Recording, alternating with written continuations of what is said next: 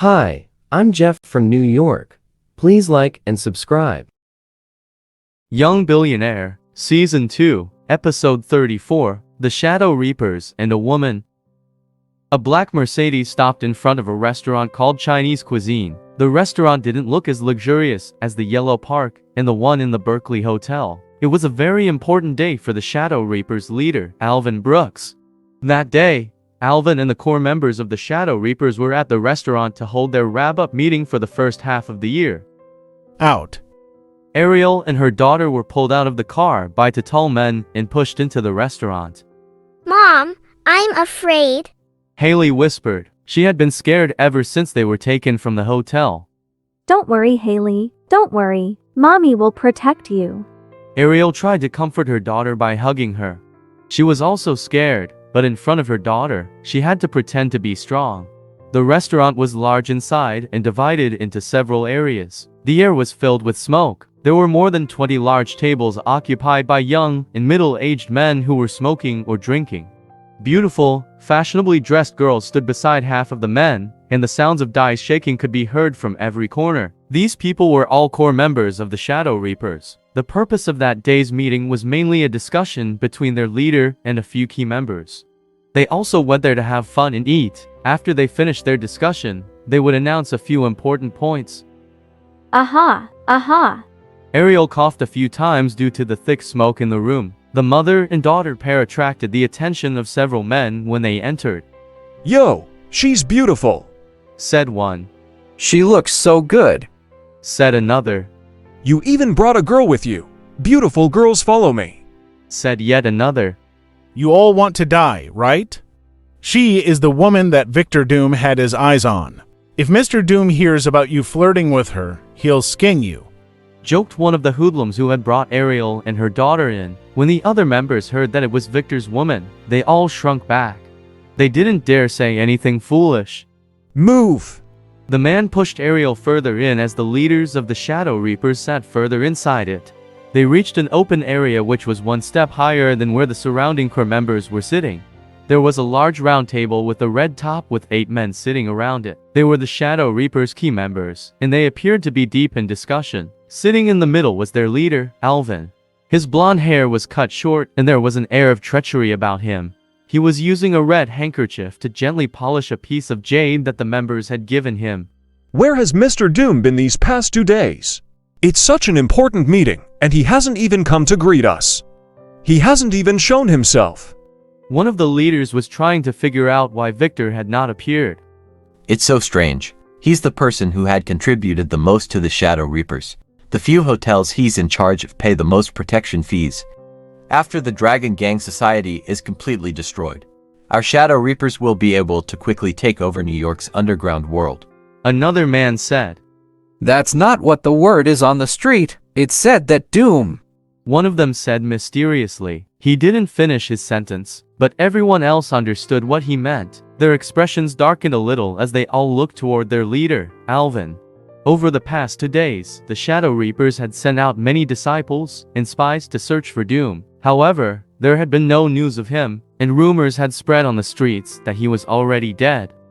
If Victor Doom were to disappear, the impact on the Shadow Reapers would be great. Alvin was still leisurely polishing the jade and didn't look worried. What's there to be worried about? Shadow Reapers can't lose a certain leader. Alvin's cold gaze swept across the faces of everyone present, causing them to feel uneasy. Right now in New York, who would dare to go against the Shadow Reapers? The Red Gang, the Thunder Gang, would they dare have the guts? Several of the members spoke among themselves and agreed with what he had said. It was true. With the Shadow Reapers' current power, the other gangs would not dare to fight them. Knowing Alvin's attitude, they felt reassured and they couldn't help but secretly admire him. Of course, although Mr. Doom's effect on the Shadow Reapers isn't too great, his body... Alvin had already thought that he may no longer be alive. He looked at the surprised other members. With Victor personality, if he doesn't show up within 3 days, and if we don't hear any news of his kidnapping, I'm afraid that he's doomed. Everyone was feeling hurt and agreed with Alvin. Mr. Doom's body must be found. No matter what the other party's motive may have been, the person who killed him must be severely punished.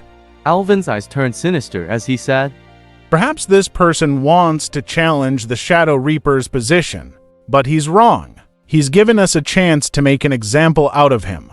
That's right, said one of the leaders. If we find this person, they're finished, Said another. If he dares touch Shadow Reaper's ground, he'll be done for. Another one agreed. When the leaders heard Alvin's enlightened words, they deeply felt that what he said was the truth. They praised him and expressed their loyalty to the Shadow Reapers. Dave had arrived at the restaurant moments before Ariel and her daughter, with a noticeably swollen face that made him look like a pig. Alvin and the leaders were discussing the gang situation during the first half of the year, so Dave's father, Michael, was not in a position to ask him what had happened. When Alvin saw Dave's face, he was infuriated. He glanced at Dave's father and pointed at him.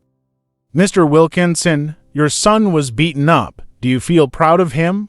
If this happens again, you to no longer need to come to the Shadow Reaper's meetings.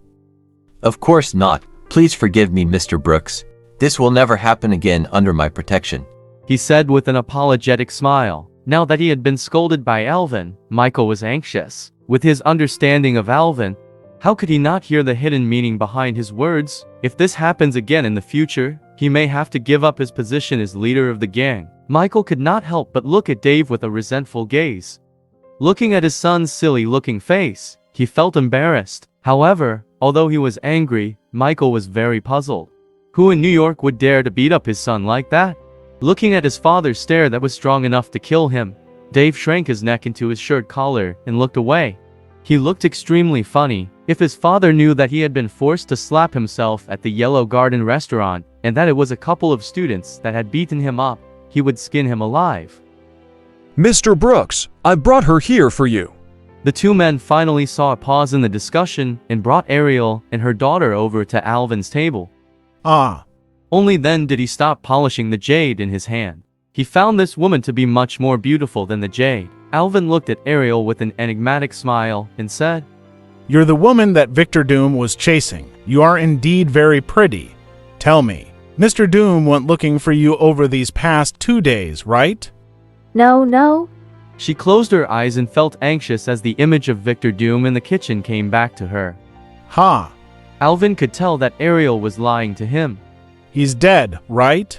I said it already. He hasn't come looking for me. Ariel replied in agitation. I hated when people lie to my face. Normally I have to chop off at least one finger from someone who's lying. But today I'll make an exception.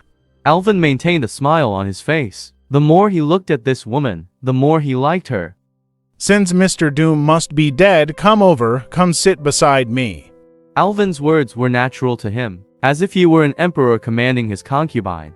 Ariel was so scared that she hugged Haley and took a few steps back. Mom, I'm afraid. They're bad people. Let's leave this place.